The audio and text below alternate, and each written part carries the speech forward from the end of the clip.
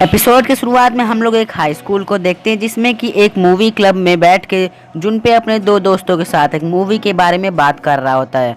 और तभी वो देखता है कि वहाँ पे वही लड़का आ चुका है जो उसे हमेशा परेशान करता था। वो आके उनसे बोलता है कि तुम लोग यहाँ से चले जाओ, अब हम लोग इस क्लब में रहेंगे।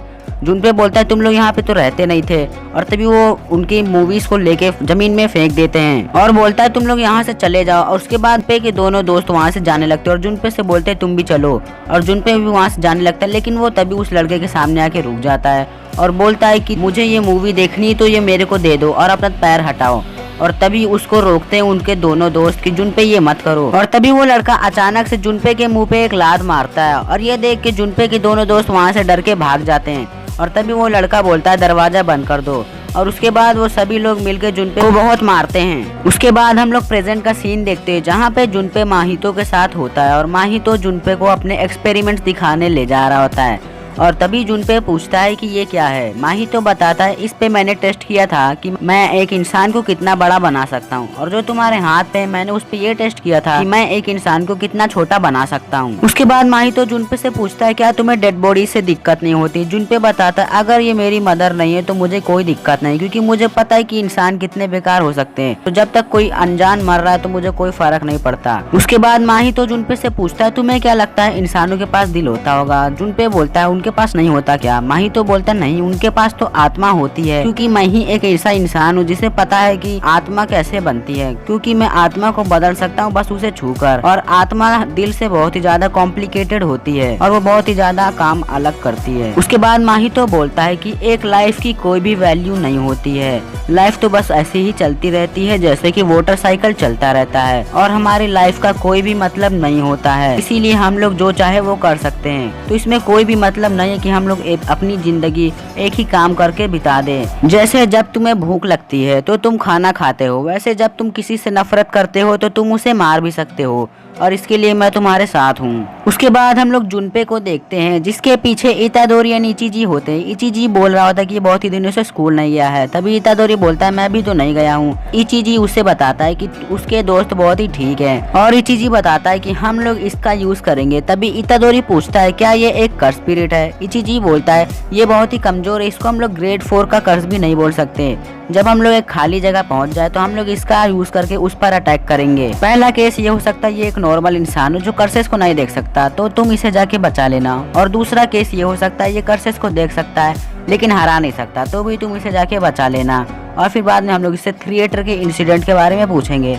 और तीसरा केस ये हो सकता है कि ये कर्सेस को देख भी सकता है और उन्हें हरा भी सकता है, तो फिर हमें इसे कैद करना पड़ेगा। और तुम्हारे पास चौथा केस ये हो सकता है कि ये ग्रेड 2 सोर्सर के बराबर हो, तो हम लोगों को इसे तुरंत ही नानामी के पास ले जाना पड़ेगा। उसके बाद इतादोरी बोलता है मैं तो ग्रेड 2 कर्स को नहीं हरा सकता। तभी इचिजी बताता है फुशिगुरु ने तुम्हें बताया था कि हम लोग एक सोर्सरर को उसी के लेवल के कर्स के सामने भेजते हैं। ग्रेड 2 का सोर्सरर ग्रेड 2 स्पिरिट्स को हरा सकता है, और ग्रेड 2 का सोर्सरर ग्रेड 1 के स्पिरिट्स को भी हरा सकता है। उसके बाद हम लोग नानामी को देखते हैं जो कि बोल रहा होता है कि अगर तुम्हें बाहर आना है तो अभी आ जाओ, क्योंकि मुझे इन्हें मार के बहुत ही अच्छा नहीं लग रहा है। और तभी वहाँ पे माहितो आता है और बोलता है कि अच्छा वो यहाँ पे गोजो सातोरू नहीं आया, लेकिन अगर तुम कमजोर हुए तो तुम पर एक्सपेरिमेंट करने में मुझे मजा नहीं आएगा। और तभी नानामी माहितो पर अटैक कर देता है और माहितो उसके अटैक्स को डॉज कर रहा होता है। उसके बाद नानामी माहितो पर एक किक कर देता है जिसकी वजह से माहितो दूर जाता है, और उसके बाद नानामी उस पर एक और अटैक कर देता है उसके वीक पॉइंट्स देखकर। और उसके बाद माहितो का हाथ टूट जाता है और माहितो बोलता है मैंने इसे ब्लॉक किया था कर्स्ड एनर्जी से, उसके बाद भी ये हुआ। नानामी सोचता है ये कर्स स्पिरिट भी बात कर सकता है, बिल्कुल उन्हीं दोनों कर्सेस की तरह जैसे कि गोजो ने बताया था, हो सकता है ये उनके साथ हो। और तभी माहितो नानामी से पूछता है तुम्हें क्या लगता है आत्मा पहले आया या शरीर। ये सवाल बिल्कुल अंडा या मुर्गी जैसा ही है। तुम्हें क्या लगता है कि आत्मा शरीर के अंदर रहती है या आत्मा के ऊपर शरीर बन जाता है। नानामी सोचता है मुझे लगता है इसकी बात मुझे सुननी ही पड़ेगी, और नानामी बोलता है पहले वाला। और माहितो बोलता है नहीं तुम गलत हो, आत्मा तो बहुत पहले होती है और शरीर उसके ऊपर बन जाता है। मैंने ये हाथ हील नहीं किया, मैंने बस अपनी आत्मा पहले जैसे कर दी। और तुम्हें अब मेरी टेक्निक के बारे में पता चल चुका है कि मैं लोगों को छू करके उनके आत्मा का शेप बदल सकता हूँ। नॉर्मल इंसान का शेप चेंज करते ही वो मर जाता है, लेकिन मुझे जुजुत्सु सोर्सर के बारे में नहीं पता। उसके बाद नानामी अपने घड़ी में टाइम चेक करता है, 5:30 बज रहे होते हैं और बोलता है कि मुझे 6 बजे यहाँ से निकलना है।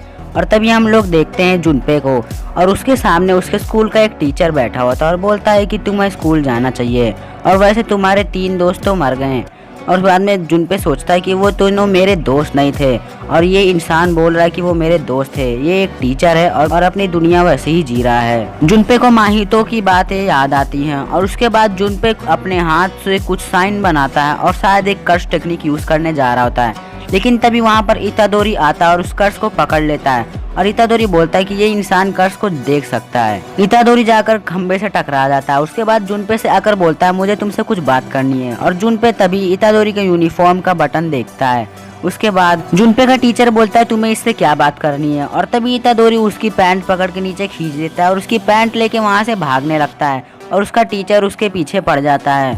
और तभी इतादोरी जुनपे के पीछे आता है, बोलता है कि चलो हम लोग चलते हैं, और बोलता है कि वैसे तुम मुझसे नफरत करते थे है ना। उसके बाद हम लोग नानामी को देखते हैं जो कि माहितो के अटैक से डॉज कर रहा होता है और उससे फाइट कर रहा होता है, और माहितो कुछ ह्यूमंस को लिए होता है जिनका शेप बार बार बदल के वो नानामी पे अटैक कर रहा होता है। और नानामी सोच रहा होता है कि भले पहले इंसान कितना बड़ा हो, जब उसका शेप चेंज कर दिया जाए तो उससे फर्क नहीं पड़ता। और तभी नानामी देखता है कि वो ह्यूमन उससे मदद मांग रहा होता है। तभी उसे इएरी की बात याद आती कि उन्हें वापस बचाया नहीं जा सकता।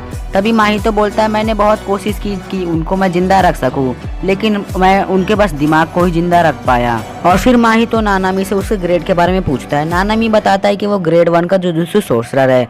और तभी माहितो बोलता है तो तुम मेरे टेस्ट के लिए बढ़िया रहेगा, और तुरंत से वो आके नानामी को टच कर लेता है और उस पर अपनी क्रश टेक्निक यूज करता है। और तभी नानामी माहितो पर एक अटैक करता है और माहितो दूर चला जाता है, और उसका पैर इंसान का नहीं होता है। और बोलता है कि देखो मेरी स्पीड कितनी बढ़ गई, मैं दूसरे की सोल्स को ही नहीं, मैं अपनी सोल्स को भी चेंज कर सकता हूँ। माहितो बोलता है जुजुत्सु सोर्सर्स अपनी बॉडी को तो कर्स्ड एनर्जी से प्रोटेक्ट कर लेते हैं, लेकिन अपनी सोल्स को वो लोग प्रोटेक्ट नहीं करते हैं। लेकिन तुमने जाने अनजाने में अपने सोल को प्रोटेक्ट कर रखा है, लेकिन अगर मैं तुम्हें 1-2 बार और छू लूँ तो तुम इंसान नहीं रहोगे। उसके बाद माहितो नानामी पर अटैक करने लगता है और नानामी उसके अटैक्स को डॉज कर रहा होता है। और तभी माहितो नानामी को एक और बार टच कर लेता है। उसके बाद नानामी वहाँ से भागने की कोशिश करता है, लेकिन माहितो की स्पीड बहुत ज़्यादा होती है और उस पर अटैक कर देता है।